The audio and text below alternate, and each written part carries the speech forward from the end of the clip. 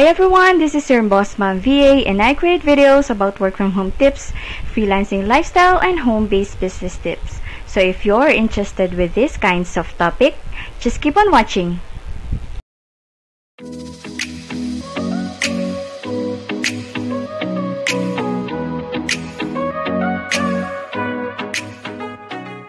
Alright, for our topic for this video are the home-based jobs for beginners. So, bibigyan ko kayo ng 5 home-based jobs or online jobs na very newbie-friendly and beginner-friendly. So, perfect to sa mga wala pa masyadong experience working online. So, ito yung mga common and in-demand na jobs online na hinahanap kayo ng mga businesses, agencies, and clients. So, hindi mo kailangan na masyadong ma-technical skills para masimulan yung mga gantong klase ng home-based jobs.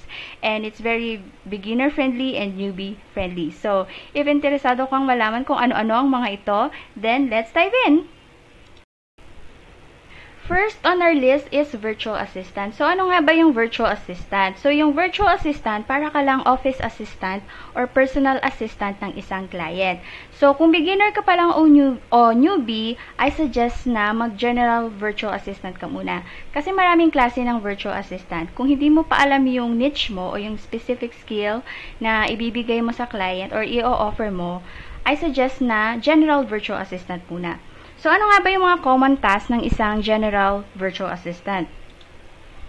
So, ang common task niya is email handling. Magre-reply ka lang sa emails, magre-respond, and also magsisend out ka ng emails on behalf of your client.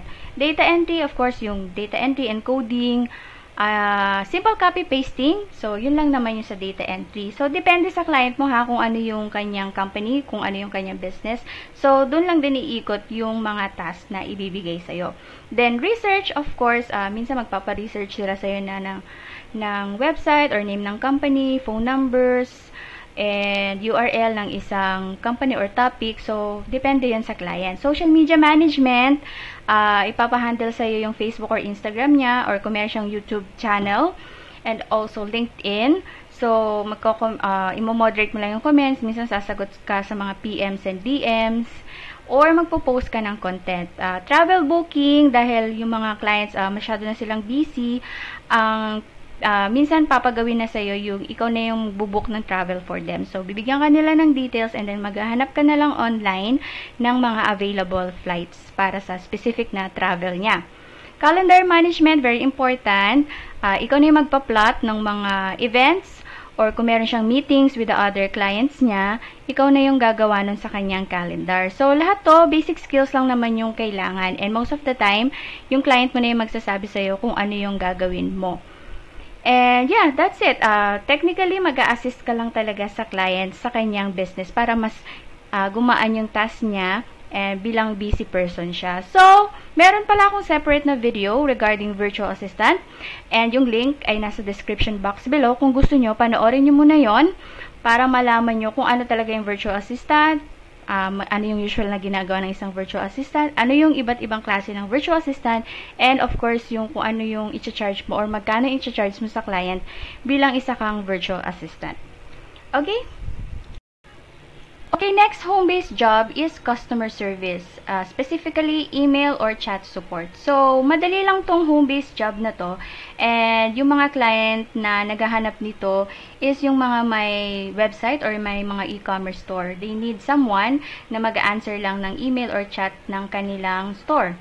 So, yung common task ng isang customer service VA is to respond to customer email and chat. So, merong CRM na tinatawag. Meron silang platform na bibigyan kanila ng login para ma-access mo yung kanilang emails and then chats. Ano pa ba yung ginagawa ng isang customer service VA? I-address mo yung issues, kung merong return, refunds, may damage yung item. So, yun lang naman yung mga typically na issues na issue. Hanggat as soon as possible, kaya mong i-resolve yung issue and magre-respond ka sa request. And bakit ko nasabi na newbie-friendly to or beginner-friendly? Ang kailangan mo lang kasi dito is meron kang good command of English, of course, dahil you are dealing with international clients, foreign clients. So, kailangan meron kang good English and meron kang patience. You have a good customer service skills. That means patient ka, kaya mong i-address or mag-deal ng mga angry customers, yung mga complaints, kaya mong i-handle. So, kung meron kang ganong skills, and perfect to sa yung customer service. Actually, isa to sa mga online job ko ngayon. Meron akong 3 clients na I'm working for them as a email customer support VA. So, gagawin ko lang is i-respond yung mga emails and chats ng mga customer, and then ipaprocess ko yung mga orders. So, yun lang. So, part-time, pwede mo siyang gawin, and marami ngayon ang naghahanap talaga ng mga customer service VA. So, kung gusto mo ng gantong klase ng home-based job, and madali lang naman makahanap ng mga clients ngayon, particularly mga e-commerce store owner. So, ang targetin mong mga client na applyan yung mga may e-commerce store. Okay, next on our list for a home-based job na beginner-friendly or newbie-friendly is transcription job. So, ano nga ba yung transcription job? So, ang gagawin mo lang is i-convert yung audio file or merong recorded file, and then i-convert mo siya into text or written file. So, marami na ngayong mga platform or website na naghahanap ng mga transcriptionists. Ang gagawin lang kasi is more of data entry. So, meron akong alang Go Transcript, yung pangalan, and yung application nila is kailangan mo lang mapasa yung kanilang test ng pagta-type. So, kailangan mo dyan, at least meron kang 60 words per minute na typing skills. So, kailangan mabilis, and then, yung hearing skills mo, of course, is kailangan alam mo yung pinapakinggan mo, and tama mo siyang mai-input doon sa file. So, lahat ng beginners, or mostly ng mga beginners, is ito muna yung tinatry na job, since flexible siya. So, kahit anong time or schedule mo siya gawin is pwede. So, yung kita mo dyan or yung income mo dyan is base sa haba or tagal na ginawa mong transcription job. So, very beginner-friendly siya. Next home-based job is English online tutor. Very in-demand ngayon itong home-based job na to or online job na to. If you love teaching kids, na gustong matuto ng English language, ang gagawin mo lang naman is to teach them. Basic lang naman yung English na ituturo, and meron ng module na ibibigay yung company. Usually, meron na silang module na susundan mo, and kung mahilig kang mag-teach online or mahilig kang magturo, perfect tong job na to para sa'yo. And alam ko, yung iba nakaka-earn dito as much as 50k per month, 30 to 50k per month. So, depende yan. Kung full-time ka, kaya mo daw mag 50k per month. So, merong assessment yan. Dati kasi nag-try ako, pero hindi ko lang tinuloy.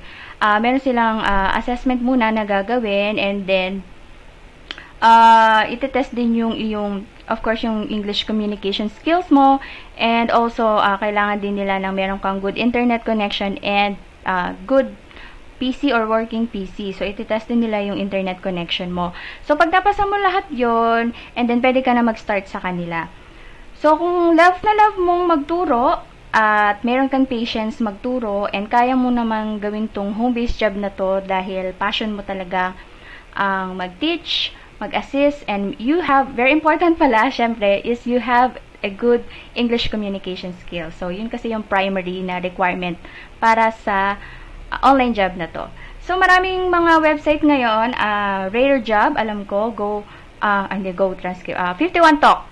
So, yan, i-google mo, i-search mo, English online tutor, then makikita mo yung mga website, top websites ngayon na naghahanap ng mga English online tutor. And, pwede mo na siyang i-try.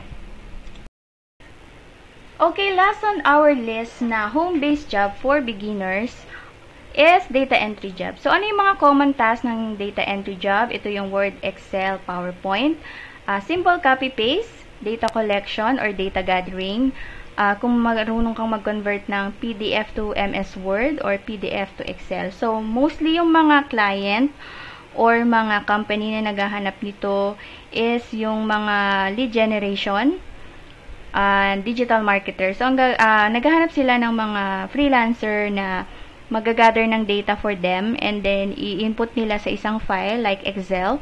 So, yun lang. Basic lang na copy-paste and basic research. Okay, so nandito tayo sa Fiverr ngayon. So, to give you an idea ng mga data entry jobs for beginners, newbies, lalo na kasi yung mga beginner, nagsasabi sila, wala pa akong alam na skills. Ang alam ko lang data entry. Ito naman yung usually sinasabi nila na data entry yung kanilang beginner or yung start na gusto nila munang gawin hanggang sa malaman na nila kung paano ba talaga yung kalakaran ng isang online freelancer. So, ang suggestion ko is pumunta kayo sa Fiverr. Kung hindi nyo pa alam yung Fiverr, meron akong separate na video regarding it. And yung link is nasa description box below. I-check nyo yon para malaman nyo kung ano ba yung Fiverr, kung bakit maganda tong platform na to para sa mga freelancers. And sinabi ko na rin na dito meron akong regular paying clients. 3 yung clients ko na nakuha ko sa Fiverr as a Shopify VA. So, para makita nyo yung mga ibang klase ng data entry na jobs or offers ng mga freelancers, so punta kayo sa fiverr.com, i-click nyo dito yan, data entry, isa search bar, data entry, and then ito, so pwede nyo gawin for as low as $5. So, ayan, data entry, data collection, web scraping, data cleansing, PDF to Excel. So, yung mga yan, yung PDF to Excel, alam ko, pwede mo na rin siyang i-google ngayon, no? May maraming mga tutorial ngayon na PDF to Excel, PDF to Word. So, maraming mga free tutorial. So, yan nga, copy-paste na work. So, pwede mo siyang gawing gig dito sa Fiverr, and maraming mga businesses or clients ang naghahanap ng mga gantong service kasi nga, maramihan siya and then wala na silang time to do it. So, ano pa? Ito, usually mga Excel-related tasks. Kung magaling ka sa Excel, then this is the perfect job for you. And, ayan, so, data scraping, lead generation, PDF to Excel, JPEG to Excel. So, yan. Yan lang isa sa mga sample na makikita nyo para bigyan kayo ng idea kung ano pa ba yung mga data entry. Hindi lang siya regular na encoding. Dito, meron pa silang, ayan, kunyari, may magpapagawa ng data, Google spreadsheets, charts, formulas. So, kung magaling ka dyan, so, pwede mo i-offer yan sa client dito sa Fiverr. Sa Fiverr, ang pinaka-smallest amount na mai-offer mo as a rate is $5. So, depende na sa'yo. So, pwede ring $10. So, depende sa gig mo. And, yun nga, meron akong separate video regarding Fiverr. Check mo na lang yung description box below. Okay, that's it for today's video. Thanks for watching, guys. Please subscribe to this channel and hit the notification bell para lagi kang notified pag mayroon tayong bagong video. And also, we do have a Facebook page, Boss Mom VA. Pwede nyo akong i-follow at i-like ang Facebook page natin na yan. So, that's it for now. See you again next time. Bye!